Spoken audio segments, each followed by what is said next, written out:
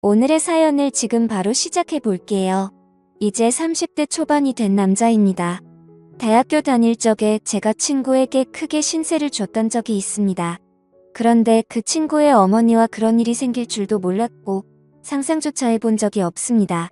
제가 집이 지방이다 못해 아주 깡촌이었습니다. 학생들도 몇 명 없었긴 하지만 그래도 선생님들이 너는 꼭 공부 열심히 해서 서울에 있는 대학을 가야 한다 이런 이야기를 해주곤 했습니다. 실제로 모의고사 성적도 좋았고 해서 저희 가족들도 개천에서 욕나는 거 아닌가 하는 기대를 하게 되었습니다. 서울대는 갈 수 없었지만 그래도 명문대라 부를 법한 학교에 합격을 하게 되었습니다. 집에서는 저희 공부를 돕겠다고 있는 재산 없는 재산 끌어모아서 서울에 자취를 할 수 있는 여건을 만들어줬습니다. 서울에 연고도 없었기에 발품을 팔아 자취방을 하나 구하게 되었고 집에서 지원을 해줬지만 형편이 넉넉하지는 않아서 학교에서 조금 떨어진 곳에 저렴한 곳으로 구하게 되었습니다.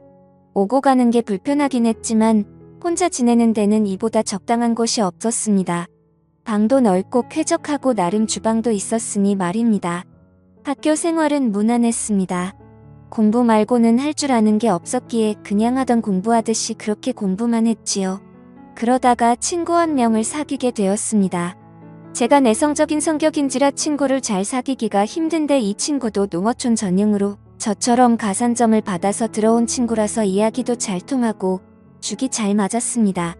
이 친구를 사귄 덕분에 처음으로 학교 사람들하고 같이 술을 마셔봤습니다. 처음 마시는 술인데 제가 생각보다 주량이 세더라고요.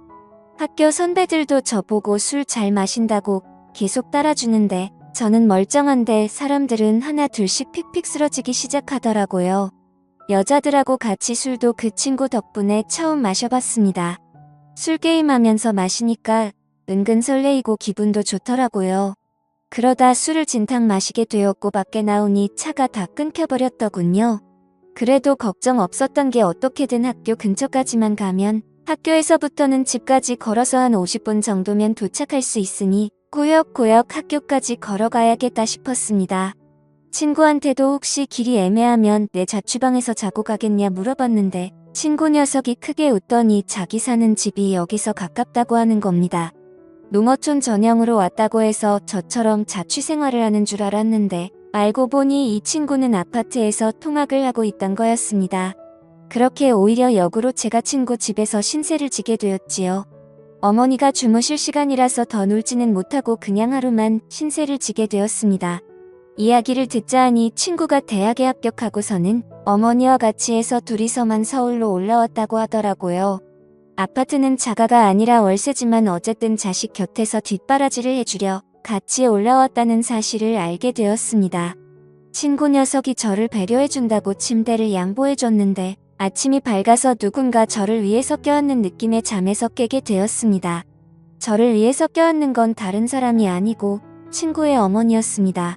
제가 아들 침대에서 자고 있었으니 제가 당연히 아들 친구가 아니라 아들이라 생각해서 그런 장난을 친 거였지요. 저도 저대로 깜짝 놀랐지만 그 상황이 친구의 어머니도 많이 당황한 듯 보였습니다.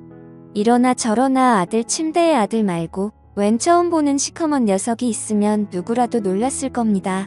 친구 녀석의 어머니는 저의 어머니랑은 많이 다른 느낌이었습니다. 나이도 훨씬 젊어 보였고 아줌마라는 느낌이 전혀 들지 않았습니다. 머리도 뽀글거리는 파마가 아니고 어깨가 넘게 길은 긴 생머리를 하고 있었고 머리카락에도 한 올 윤기가 가득했습니다. 40대 후반 곧 50을 바라보는 나이임에도 불구하고 30대 후반인 저희 친척 누나와 비교했을 때도 그 젊음이 한치 모자람이 없었습니다.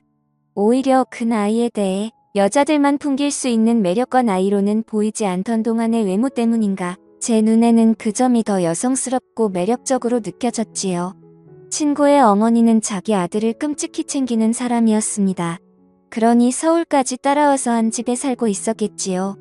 20대 초반에 친구를 가졌고 친구가 어릴 적에 친구 아버지가 돌아가시면서 당시 젊은 여자 혼자 몸으로 아들을 키워냈으니 얼마나 애지중지하면서 키웠을지 안 봐도 예상이 갔습니다.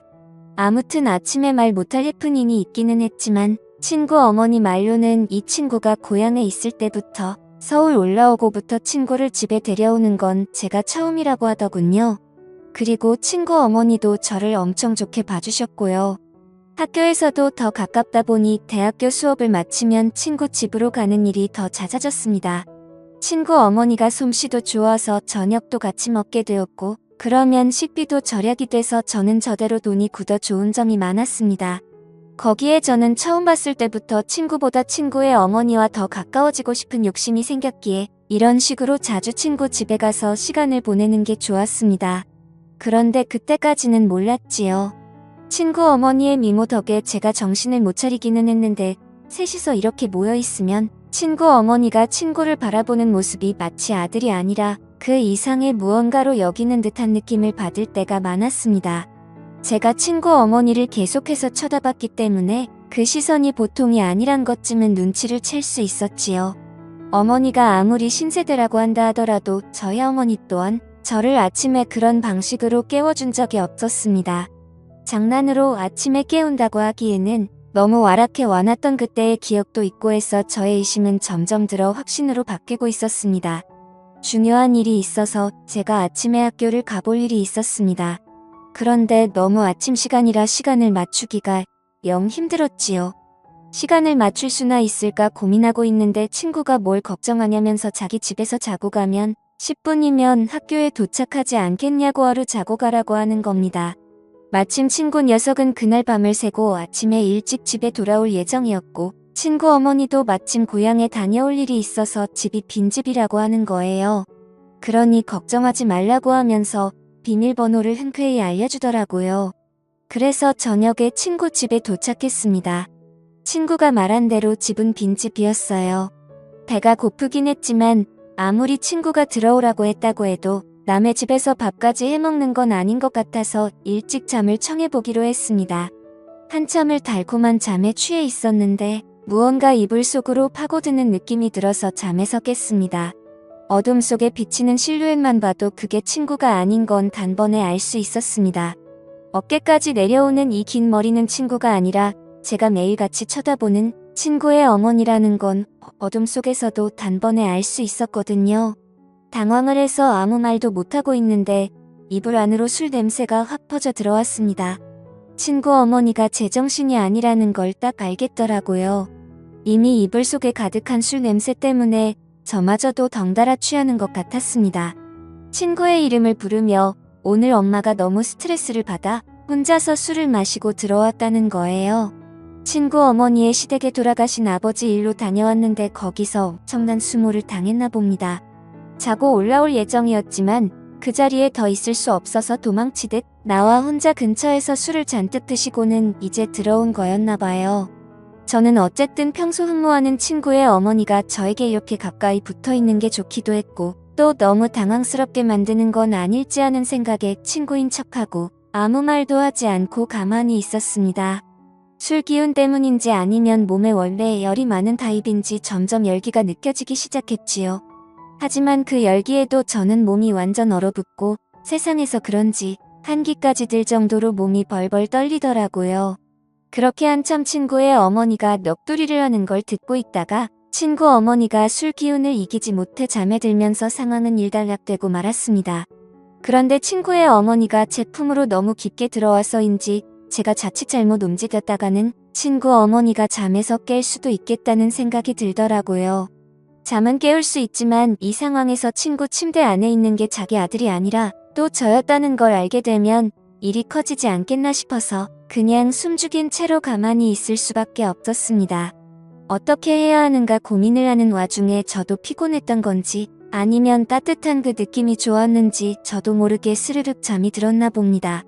그대로 아침이 밝으면서 친구 어머니가 옆에 있던 게 저라는 걸 깨달았는지 괴성을 찌르며 잠에서 깨더라고요. 저도 사실 잘한 게 없었기에 아무 말도 못하고 있었는데 친구 어머니가 자기가 실수를 했다며 오히려 저한테 사과를 해오더라고요.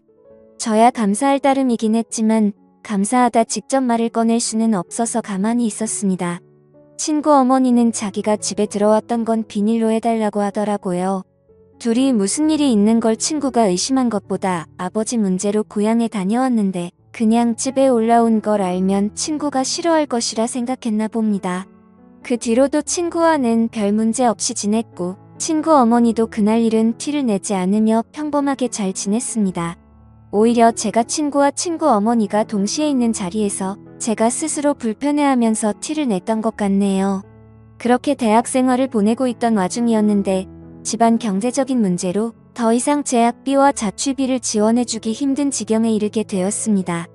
학비와 학자금 대출로 어떻게든 할 수 있지만 생활비를 당장 제가 벌기에는 문제가 있어서 한동안 학업을 포기할까 생각을 했지요. 돈 좀 모으고 복학을 하려는 계획이었습니다. 그런데 친구 녀석이 저한테 제안을 하나 해왔습니다. 안 그래도 친구가 군입대를 앞두고 있는데 자기도 엄마 혼자 집에 두기에는 마음이 쓰인다고요.